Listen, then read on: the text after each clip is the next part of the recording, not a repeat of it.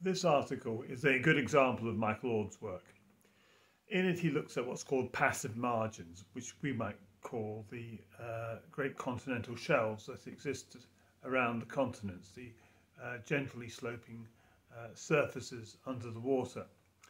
And it's a passive margin because it doesn't have a plate tectonic attachment to it.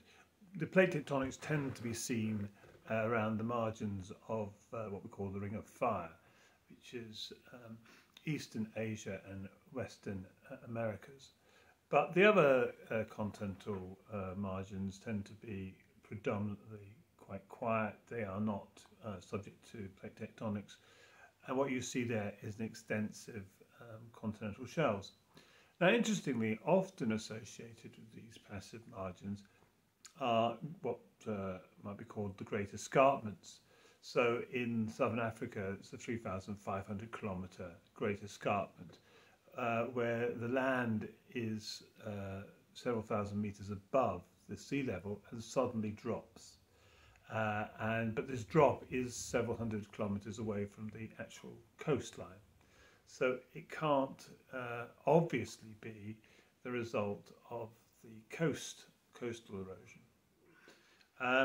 But these are all explained very well with a worldwide flood. These features, which Michael Ord explains in many of his articles, would be created with the what he calls the recessional stage of the worldwide flood. That is the time when, at the second half of the year of the flood, the waters are being, as it were, drained into the deepening ocean basins. And because the ocean basins have been deepened, the water runs off and creates certain features, one of which would be the Great Escarpments, and the second one would be the continental shelves that we see. And again, and this is what I like about Michael Ord's work, what it shows is that features that are very difficult to explain using millions of years are quite straightforwardly explained using Noah's flood. And these great continental escarpments that Michael Ord refers to are often of very different rock types, and the erosion that takes place on these escarpment surfaces are by and large inconsistent for millions of years, because whether it's hard rock or soft rock, you see roughly the same amount of erosion.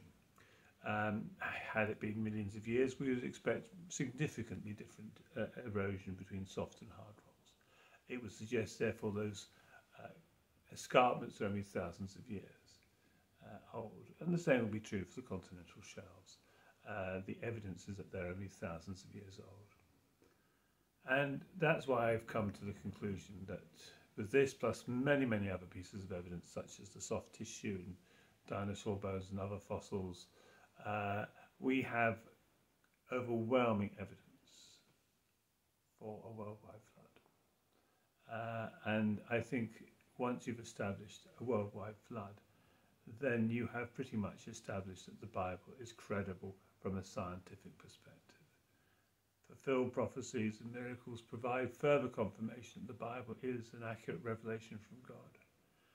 And in the light of all this evidence, it is only reasonable that humans should, as it were, confess that Jesus Christ is Lord.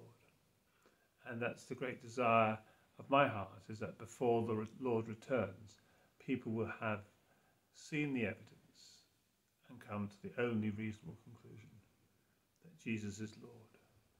And there's a wonderful gospel which saves us from our sin. Well, thank you for listening.